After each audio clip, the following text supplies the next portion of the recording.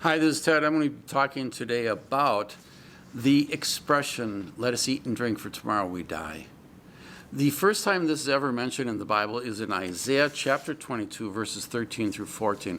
And what's going on here? For the whole chapter, Isaiah is talking to the people, a people who are trapped in Jerusalem, because the Assyrian army has already come in and they've already destroyed city after city after city. They took and completely destroyed northern Israel, which was called Israel.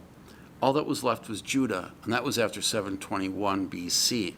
Now, 20 years later, they are outside the gates of Jerusalem.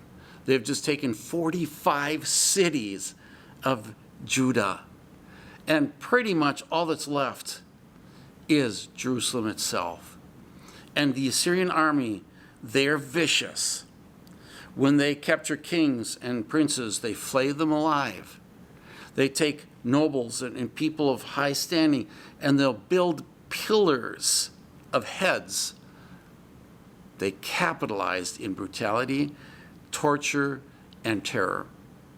They're sitting outside the walls, and they're waiting for either a surrender or else for starvation to take over in the city, where the people will say, I've had enough. We will take the chances with slavery and possibly dying by the Assyrians, because we're already seeing too much death in the walls. So that's what's going on. But as one city after another was taken, people would be fleeing towards stronger cities. And as the last strong city was taken before Jerusalem, they fled to Jerusalem. And they brought their animals, they brought their food, they brought what they had. So at the beginning of the siege, there can be a little bit of surplus. And that they want to take advantage of, because they realize this surplus won't last forever. Bad things are going to happen. It's going to spoil. The animals are eventually going to have to be eaten, all this kind of stuff. And the animals by that time will be starving as well as us. We're going to lose a lot in spoilage. So let us eat and drink, for tomorrow we die. And that is the beginning. That is the first time that is mentioned. And Isaiah, he's a little upset about this whole thing, and so he tells them, he says, the Lord Almighty called you on that day to weep and to wail, to tear out your hair and to put on sackcloth. But see, there is joy and revelry, slaughtering of cattle and killing of sheep, eating of meat and drinking of wine. Let us eat and drink, you say, for tomorrow we die. The Lord Almighty has revealed this in my hearing. Till your dying day, this sin will not be atoned for, says the Lord Almighty.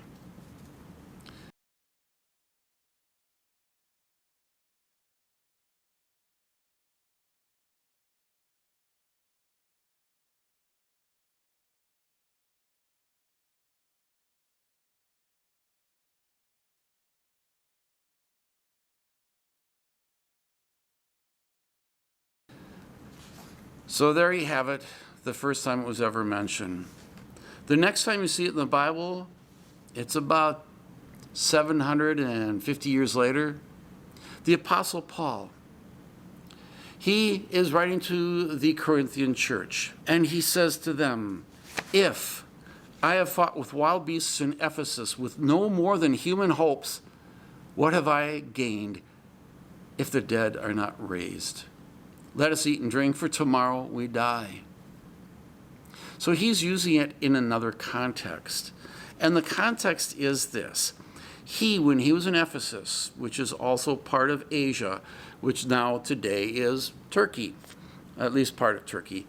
And Paul, when he was in Ephesus, faced a tremendously difficult time, where he talks about this in chapter 1 of 2 Corinthians. He says, we were under great pressure, far beyond our ability to endure, so that we despaired of life itself.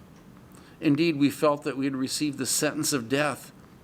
But this happened that we might not rely upon ourselves, but on God who raises the dead. All right, so something terrible happened in Ephesus. But what? When we look to the book of Acts, when we look to Luke and what he wrote about his journey in that city, what we find is a glorious adventure, a tremendously awesome time where people were just one by one becoming Christians and giving up their sorceries, giving up their gods, and surrendering to the living God. And as they're doing this, people are finding there's miracle after miracle. It was just a big, huge revival. So why doesn't Acts talk about the difficulties? It does talk about some difficulties that he had at the end of I believe it was 2 years, 2.5 years that he was there. But his difficulties were with the Gentiles, the ones who created and made idols, because their business was going out of business because too many people were becoming Christian. And so they started a riot and turned on Paul. And so Paul had to leave the city. However, shortly after, when Paul returned, just sailing after he had already been elsewhere in the world, he sails back through Ephesus, just for a day, I suppose, and he talks to the elders of the church. And he talks to them and he says, when I was with you, I was serving the Lord with all humility, with many tears and trials, which happened to me by the plotting of the Jews. So evidently the Jewish section of the town really gave him the deepest, the hardest trouble. And they are the ones who drove him to the brink of believing that he was going to die. Why, however, don't we see much more of this in Acts? Why does Luke focus so much on the glory? And Paul, you don't see anything or hear anything about the great things that happen in Ephesus. Instead, we see the tragedy that he faced. So there you have it. The two different places in the Bible that talk about let us eat and drink for tomorrow we die.